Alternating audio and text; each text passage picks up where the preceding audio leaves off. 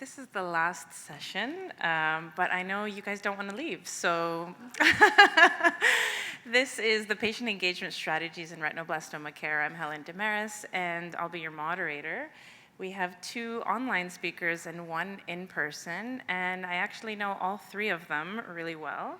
So first we'll hear from Frances Argento. She is a Master of Science student in my lab. She's a student in the Institute of Medical Sciences at the University of Toronto, and she works in my lab at the Department of Ophthalmology and Vision Sciences in Sick Kids Hospital. And she'll be telling us about the development of a patient advocate committee for a rare pediatric eye cancer biobank. Next, we'll hear from Kaitlyn Flegg, who is the RB Research Program Manager at Sick Kids. So she supports my lab, Brenda's lab, Ashwin Malapatna's lab. She really does everything. She's also Secretary and Treasurer of the International Retinoblastoma Consortium in Toronto. And she'll be talking about DEPICT Health, which Brenda alluded to earlier. DEPICT Health, enhancing RB circle of care communication through digital health technology. And you don't want to leave, you want to hear that. And then finally, we'll hear from Kayla Laschinger. She has her Master of Science in Genetic Counseling, and I had the pleasure of meeting her as a member of her thesis committee. She is now a neurology genetic counselor at the University of Florida, Norman Fixel Institute for Neurological Diseases in Gainesville. And we'll be hearing from her online perspectives from caregivers for children with RB, psychosocial concerns, and genetic counseling. So first, I'm going to call up Frances Argento to give us her talk. Thank you.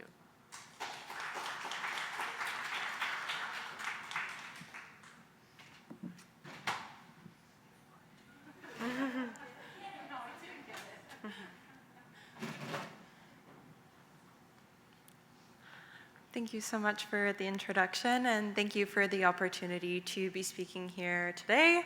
I'm really excited to share some of the research that I've been doing over the past year, which is the development of a patient advocate committee for a rare pediatric eye cancer biobank. Now, what is a biobank and what does that mean? I'm going to jump into some definitions here. A biobank is a facility that collects and stores information from multiple research sites and brings it to one centralized location. Some of this information could include biological samples like tissue, blood, different fluids, as well as medical images, and also patient health data.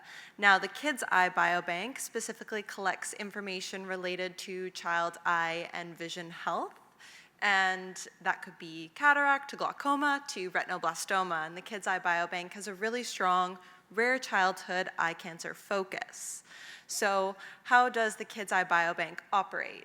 When an eligible participant comes into the clinic, they'll have an informed consent discussion, and if they agree to participate in the study, we'll move on to sample collection. Some of their samples that are already, or some data that's already a part of their health record will actually be copied into the biobank automatically. And then other information that becomes available during their treatment or prospectively, like blood I mentioned that's left over from a blood test that isn't needed, will then be donated and stored in the biobank. And where is this information stored? Medical images and personal health data are stored on a secure server, and then the physical specimens that I've been talking about are stored in liquid nitrogen tanks, which I have a photo of here, some of these shiny silver tanks at very, very cold temperatures that store specimens for long-term periods of time. And what's really, really important about biobanking and bringing all of this information together is the power of, one, collaboration, as we've all experienced over the past few days. There's so much power in coming together and bringing information together, but the best part about that is the ability to share it as well. So the biobank tries to share this information with researchers around the world and facilitate research on rare childhood eye cancers, which, as we all know, are harder than other diseases to study because of their rarity. And so the purpose of the biobank is to promote research on child vision and eye health. And now the Kids Eye Biobank really wants to enhance and be one of the best biobanks in the world. And the Kids Eye Biobank knows that by incorporating patient engagement practices into its operations, this is one way we can do that. And why is patient engagement important? Well, in general, patient engagement has a lot of positive research impacts, such as aligning research with patient priorities. With respect to biobanking, patient engagement has been found to increase mutual understanding, transparency, and trust between community members and research staff. And also, studies have shown that patient engagement in biobanking can lead to greater inclusion of participants in biobanking, which is really important for widespread representation and wider applicability of research results. So the question then became, how can patients be engaged in the Kids Eye Biobank? And one of these ways, here I have an overview of the Kids Eye Biobank, because although it is a facility, it's also a network of people. The operations team oversees things like sample collection and storage. The external oversight committee helps oversee financial, ethical operations of the biobank, and the Material and Data Access Committee actually reviews researcher requests for biobank specimens. And what we decided to focus on is the Patient Advocate Committee, because although patients can be engaged in many different places in the biobank, we wanted to start with the Patient Advocate Committee, and I'm going to be talking a little bit about the development and execution of the PAC.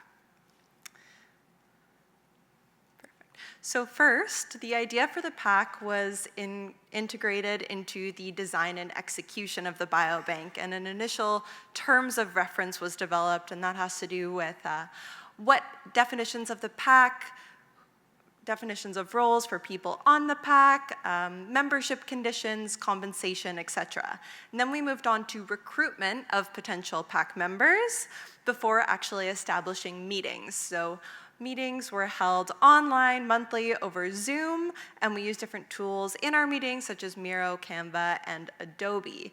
And meetings, which I'm going to move into now, were really important for actively working in the biobank with PAC members and patient partners. So throughout our meetings, we started by reviewing the terms of reference with patients and patient partners. And then after we'd reviewed the terms of reference, we moved into an education and development stage, which was really important because we were having conversations with patient partners and researchers on the biobank about what information do you need to feel confident in your role, and what do we need to know from you to make this the best experience for everybody who's involved? How can we help each other here? What are we trying to learn? And after that, our meetings then moved into agenda setting, so what we wanted to accomplish together. And we developed a patient engagement plan, which actually has an outline of 8 goals in it, and then deliverable tasks for each goal, as well as skills, time commitment, approximate completion dates, and timelines. And then we had a bit of a sign-up, and that was because we wanted to make sure that everybody who's engaging was really interested in specific goals. And after that, our meetings were used to actively work towards these goals as collaborative sessions, and we used a human-centered design framework. So we would think about our goals and what we want, and then we would start to develop a prototype or a solution, and over time, we would use the meeting space to refine on our solutions before implementing them. And now I'm going to move into some of the outcomes of these methods. So one of our first goals was recruitment of diverse PAC members. We contacted 12 cancer-related organizations, 5 Facebook groups, and 30 individuals. And we have recruited 6 patient partners or PAC members, all who currently have a lived experience of retinoblastoma. However, there is diversity in their lived experience. 5 PAC members lived in Canada, 1 outside of Canada. There's differences in sex, age, relationship to RB, treatment of RB, where that was received. Then the PAC created different recruitment and mentorship materials, and this was really important with regards to communication of the biobank and actually patient partnership in the biobank. So the PAC decided to break this document down into 3 sections. First, defining the biobank, frequently asked questions, how can we best communicate this? And then moving into definitions of patient engagement before the 3rd section, which is patient partnership in the Kids Eye Biobank, and providing really concrete, specific examples about what patient partnership in biobanking looks like. Now, one of the third results that we've gotten so far is patients being embedded throughout the biobank. Earlier, I showed this image and I was discussing a little bit about the different places of the biobank network and operations team. And although we started with patient partners only being on the PAC, we did have 4 PAC members join additional committees, including the External Oversight Committee and the Material and Data Access Committee. So these members are involved in additional governing and decision-making processes within our biobank. The fourth result was further development of different recruitment and awareness materials, except this is different from the other material that I showed, because this is specifically for participants who are being approached to donate and participate in the biobank. So this was another important conversation about what do patients and their families need to know when they're first being introduced to the biobank and learning more about what participation entails. And finally, my favorite results and one of our biggest projects to date has been the enhancement of informed consent procedures. This was a conversation that kept coming up a lot in our meetings with our PAC members about how we can enhance consent procedures for the biobank to make this the most positive experience for patients, participants, and their families. So we started by actually going through the consent form and identifying important themes and concepts related to biobanking and the choices that families make in the consent form for the biobank. And then what we did is we mapped out different pathways. So we have a patient standard of care at the top, which is just showing how a patient usually goes through their care, or might, I should say, if they're being treated somewhere like the Hospital for Sick Children. And then the second pathway is the consent pathway. So that's an overview of all the decisions that somebody is presented with when going through the consent form. And then we have the biobank pathway at the bottom that shows how a specimen is collected, stored, and eventually shared with researchers. And so we've been working to bring all these pathways together in order to develop an informed consent tool that can be provided to patients and their families in the clinic. And I have a screenshot of the most updated version of the tool. One of our patient partners is actually a graphic designer and has been designing these lovely characters for us. So it's still under development, and we are going to be moving into a little more testing and refinement of this tool over time. But I'm really excited to see that the direction it's been going in. So a couple important discussion points from everything that's been learned over the past 14 months of working with the PAC is we do see really high member commitment. We have monthly meetings. Our PAC members are there every single month, and we've made great progress towards a lot of different goals. And also, our PAC members have amazing, unique contributions, all of their ideas coming together, especially for the consent tool, like unique pieces of a puzzle and how their different experiences play into consent and how we can enhance that to have the best experience for patients and their families. And also, finally, a future evaluation of these patient engagement methods is planned. We've been slowly collecting data that will hopefully be analyzed in the next year or two to see how patients, researchers, and everyone in the biobank team feels that patient engagement is working. And I just wanted to say thank you to my lab mates, my supervisor, Helen Dimaras, obviously my patient partner, the patient partners I work with, because I'm super appreciative of all the effort they put in. And if you are interested, or you might know anybody who's interested in patient partnership, please feel free to email me, or you can scan this QR code to check out our patient information guide about patient engagement in the biobank. Thank you so much. Thank you so much, Frances. We'll keep questions to the end and move on to Kaitlyn Flegg, who I believe is online. Thank you so much for inviting me to present today. My name is Kaitlyn Flegg. I am the Retinoblastoma Research Program Manager at the Hospital for Sick Children in Toronto, Ontario. And today I'm presenting work from Dr. Brenda Galli's lab. And the title of my talk is DEPICT Health, Enhancing Retinoblastoma Circle of Care Communication Through Digital Health. I do have a conflict of interest to disclose. The International Retinoblastoma Consortium, a registered charity, exclusively licenses DEPICT Health, and I'm a founding member of this charity and also the current secretary and treasurer. The objectives of my presentation are to demonstrate how DEPICT Health improves communication and also to provide an update on DEPICT Health global deployment. I'd like to very quickly walk us through a reflection exercise just to get everyone oriented and on the same page. And so I'd like to ask everyone who's listening to please think of a medical condition that you experienced that has required multiple clinical encounters. This could be retinoblastoma, of course, for those with lived experience of retinoblastoma, but for the others participating, kindly just think of another medical condition that you've experienced that required multiple clinical encounters. And now I'd like you to ask yourself whether you have records from each of these clinical encounters and from every treatment center that you visited for this medical condition. And please think of records, health records in the more broad sense. So think of images like ophthalmic images, radiological images, lab results, clinical interpretations, genetic testing results, pathology reports. Really think of all possible types of medical records that would exist for your clinical encounters and contemplate whether or not you have those records. And also ask yourself if you could both accurately and efficiently summarize your clinical encounters and the change in your condition over time.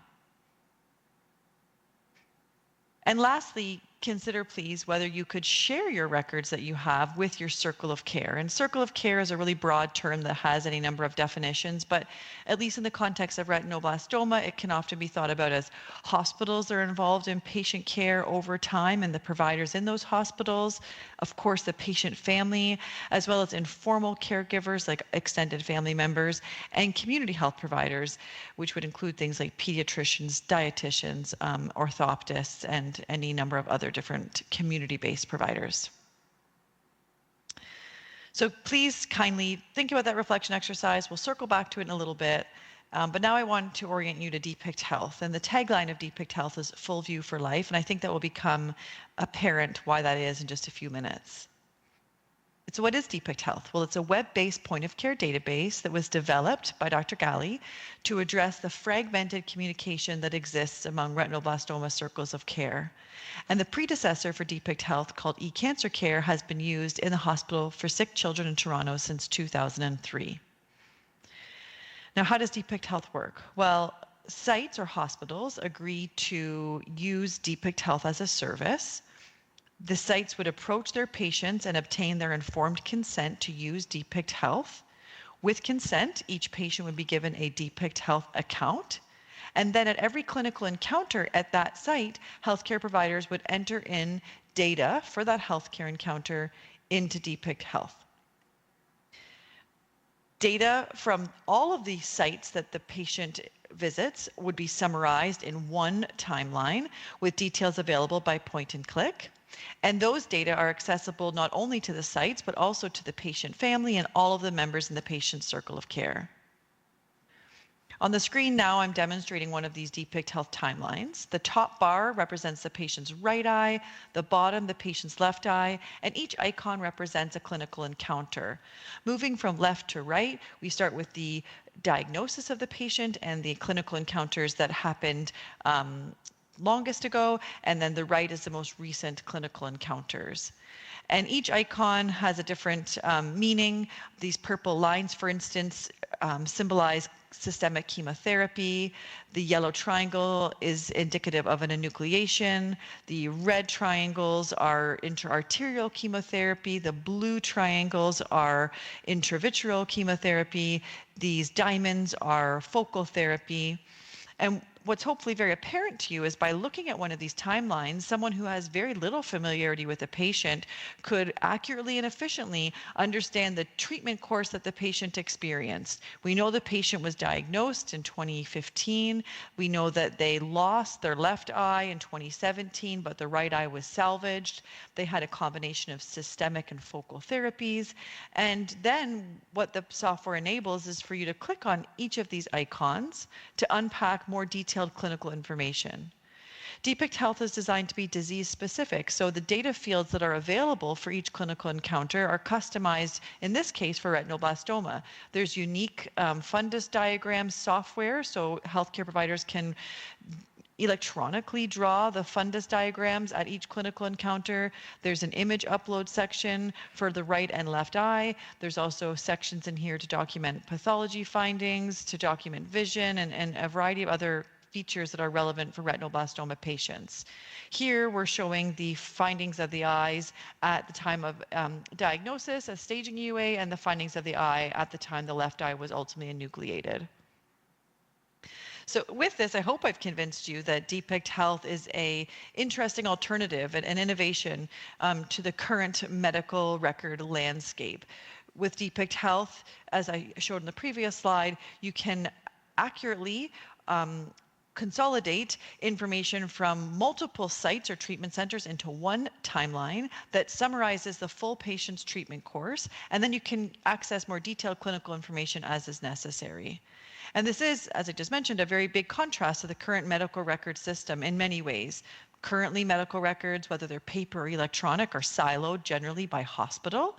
They're difficult to mine and to collate, so there'll be many entries for one appointment, and patients with retinoblastoma can have 20 plus appointments, and so that's very difficult to concisely and accurately understand from all of these entries exactly what the patient's treatment course is and what their current state is. Another shortcoming of the current medical records is that they are not customized to retinoblastoma. So a lot of the fields that are entered into these hospital-centric records are they're free text fields when it comes to retinoblastoma. So there's no way to do fundus drawings, for instance, and other findings are often entered in free text as opposed to in searchable, standardized fields like what DEPICT Health offers. The other benefit to DEPICT Health is that it enables research. So sites that join on to DEPICT Health can join the research arm of DEPICT Health. Their patients would be invited to consent to this component of DEPICT Health, and consenting patients' coded data could be shared with researchers through an established data governance model, which is offered by the Pediatric Cancer Data Commons. So data in DEPICT Health will likely be shared with researchers through the Pediatric Cancer Data Commons. And this is really powerful because right now, researchers have to go to multiple institutions to get a full picture of a patient's treatment course. If I wanted to study a cohort of patients that were diagnosed in a pediatric setting and went on to adult follow-up, I would need to request that data from both the pediatric hospital as well as the adult hospital. DEPICT Health will enable much more streamlined access to coded data, which will empower more research and research to be done much more efficiently. Quickly just depicting this in another way to try and illustrate the benefits. On the screen now I'm showing an illustration of a hospital, which is comprised of multiple care providers that have standardized communication through electronic or paper medical records. While the communication within the hospital is standardized, we see fragmentation in this communication happening between hospitals. So there isn't always the most standardized or optimized way to keep multiple hospitals caring for a patient abreast of the clinical encounters and the patient's current condition. There's also fragmented communication between the hospitals and the patient family themselves, their community health care providers, and informal caregivers. It's true that some hospitals have patient portals, but those portals have only select, limited information. The information is only for the one hospital caring for the patient, and the information in those portals is not easily shared with community care providers or informal caregivers, if it can be shared at all. This fragmented communication is also leads to complexities with research, as I mentioned a moment ago. So one researcher wanting to gather all the information for specific patients would need to have different regulatory and legal agreements with each participating hospital, which is time-consuming, costly, and generally slows down good research. And so how does this compare to DEPICT Health? Well, DEPICT Health creates one centralized, harmonized record for each participating patient. Hospitals can enter in data independently for each clinical encounter. The data is summarized on the timeline for all encounters the patient experiences, irrespective of what hospital provides that encounter. And then the timeline data is available in real time to the patient family, community health providers, and informal caregivers. So we get rid of the siloed health information. It's centralized into one account, and it's accessible to everybody that's caring for the patient, broadly speaking. This, of course, also means research can be done much more efficiently because data is consolidated in one place and can therefore be coded and easily shared with researchers. So very quickly, now that you know about DEPICT Health, I hope I've, at least to a certain extent, convinced you that DEPICT Health is optimal in comparison to the current medical record system, that it really can improve communication across circles of care, especially for complex conditions like retinoblastoma, but even for your own lived experience of different medical conditions. I hope I've conveyed to you how DEPICT Health can be very impactful and is a really important innovation. So what's next? Well, we're deploying DEPICT Health in Canada in 2025, and we also, at the beginning of 2025, will start to solicit requests from hospitals that want to be the first sites globally to adopt DEPICT Health, and look forward to deploying in settings outside of Canada towards the end of 2025 and into 2026. And before I conclude, I just want to acknowledge that this project has been led by Dr. Gali for several decades now. And so here I have just a few of the many, many people that have been part of this over the years. In particular, I want to highlight the folks at the International Retinoblastoma Consortium, or charity, a very small but mighty group, and we're always looking for input and support from anyone else that sees interest in this project. So please feel free to scan this QR code and contact the charity for more information if you'd like to be involved. Thank you very much.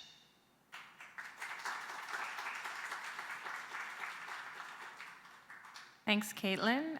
We'll have our final presentation by Kayla Laschinger, also online, I believe.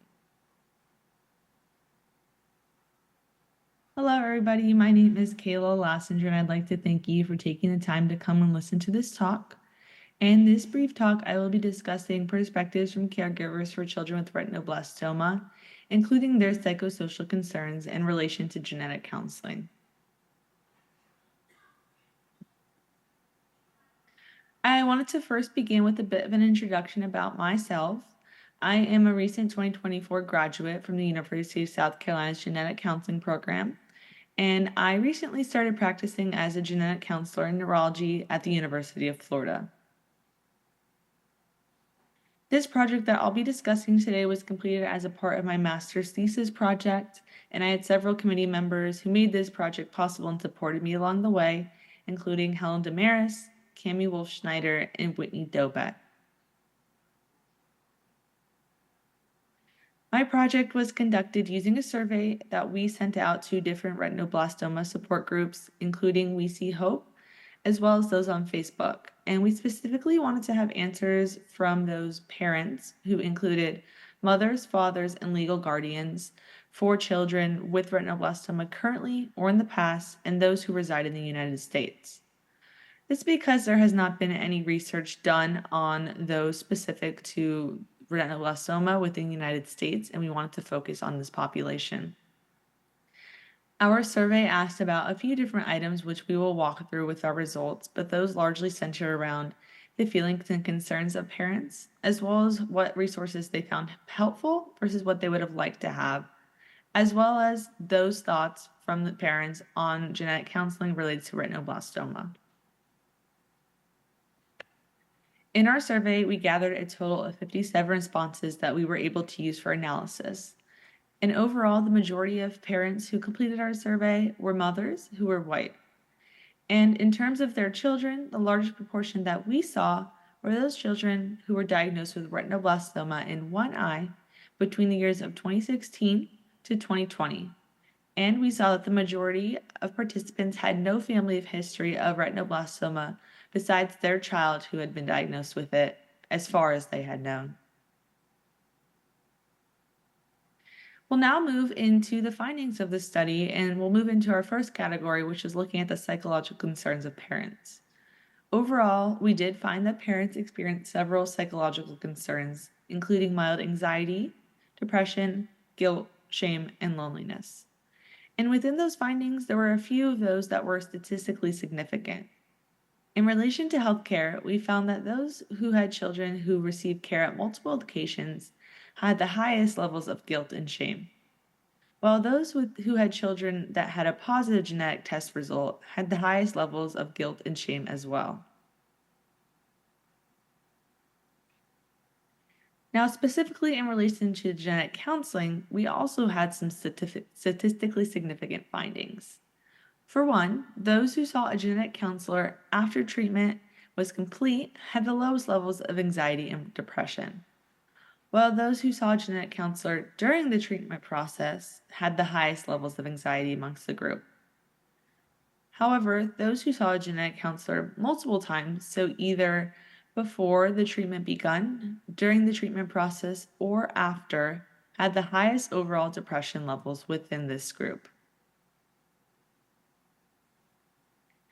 We'll now move into the concerns that parents expressed in our survey. And we found that they revolved largely around several areas. The first being future cancer risks that moved into adulthood for their child, as well as other health risks that were possibly related to treatment, especially if removal of the eye was a part of that treatment for retinoblastoma. Parents were also largely concerned about the emotional well-being of their child and if this whole process would impact their mental health negatively.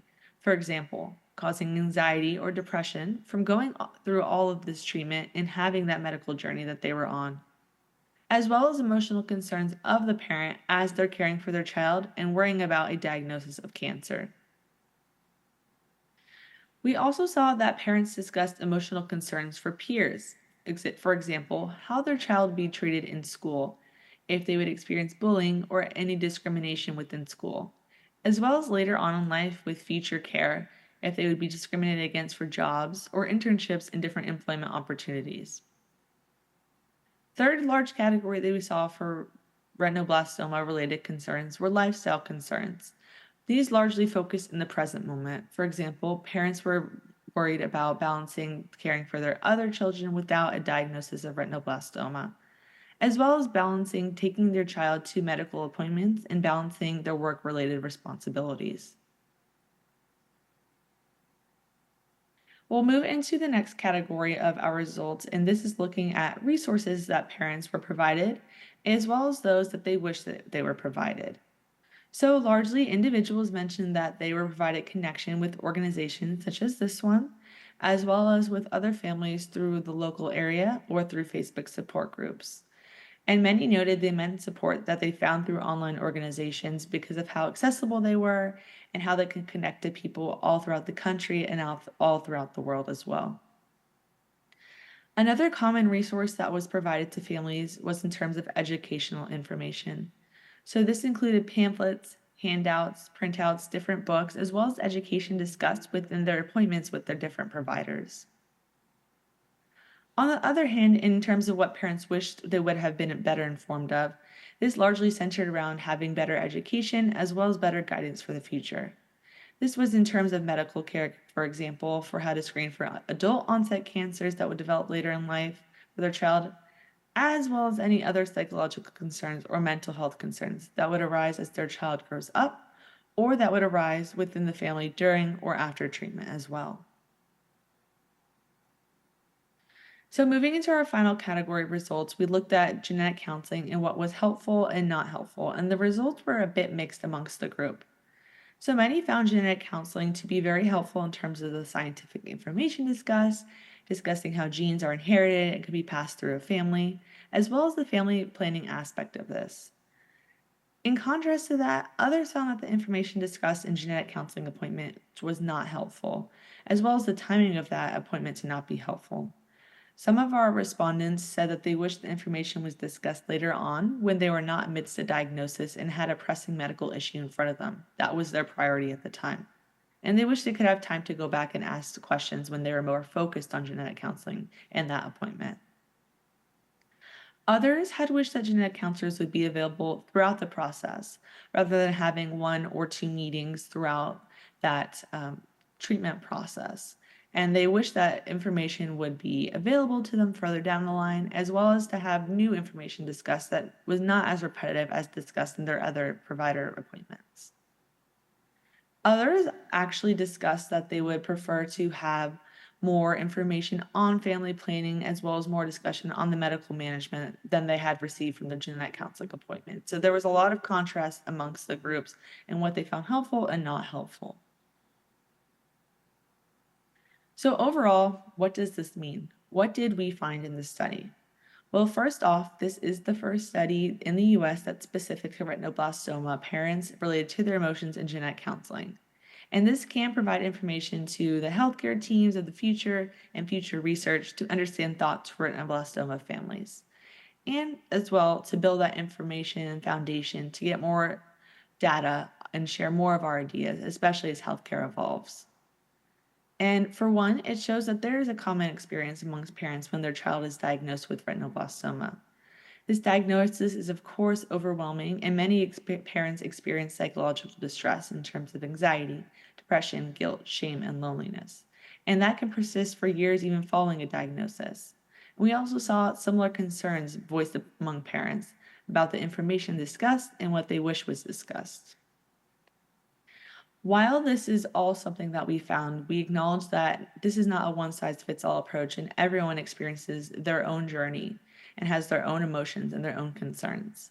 But this still does provide a foundation for more research to be done and to have a better perspective to look at future studies and to understand what families may wish to have overall. That's all I have for this talk and our findings, but hopefully more research will be done on this topic in the future since this is just the first one to start. But I really want to thank you so much for taking the time to listen to this talk today and our study findings. And if you have any questions at all, please reach out to me. My email is LASHINGER, that's LassingerK, @gmail.com. And thank you so much again. I hope you enjoy the rest of your day.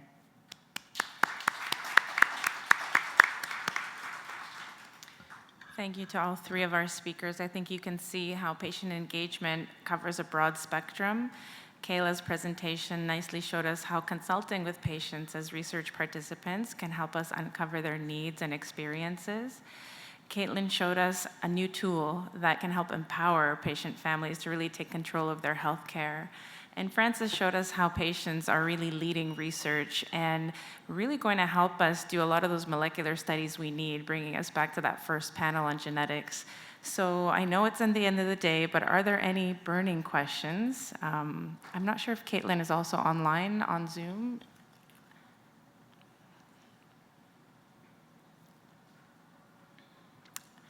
Oh, Molly? I'm not sure, but Brenda's here and could answer. She's not on Zoom, but is Brenda here to answer questions? Do you want? Yep, she is. If you have a DEPICT health question, I'm sure Brenda can answer. No? I had a question about the genetic counseling. Oh, Kayla's not on no, but maybe I can answer because I was on her thesis. Yeah.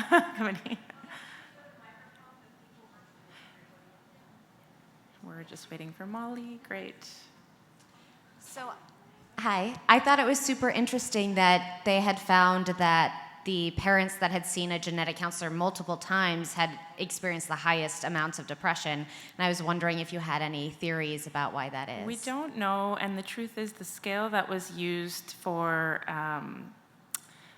measuring anxiety and depression, I don't think it was in the level that was serious depression, so I think that's maybe lost in translation, because when you do those scales, it's mild, moderate, severe, there's a cutoff. So I think they were just slightly higher than the no issue to mild depression or something like that. I'm not sure why that would be. Maybe you could think maybe they're not getting seen as frequently, there's more questions in those cases, or maybe it's related to something outside of genetic counseling, that they're the families moving around most and their experiences are due to something else. It is a starting point for future research to uncover those things, but yeah, it's more questions than answers. Thank you. My question might have a similar answer to Molly's. Okay. I'm not sure. But one of the findings that was interesting to me was that families who were treated at multiple institutions had higher levels of, and I don't remember whether it was anxiety or depression. Yeah. I'm wondering how that was defined. Like, what what does that mean, being treated at different institutions, and how was that related to the genetic piece, or was that just a like ancillary finding? It's an ancillary thing. We had a demographic survey, and they had to say, where were you treated? And so then they were grouped to those that I was treated in one place versus multiple, and then did some statistics to correlate to the different groupings of level of anxiety. Yeah, but it is, 57 survey responses is decent, but still quite small to draw any conclusive results. And just to follow up on that, when you're talking about being treated at multiple places, is that like being treated at one place and then changing Meaning that course and going somewhere else? RB care took place at more than one hospital. That's really what they mean. Yeah. Thank you. Yeah, you're welcome.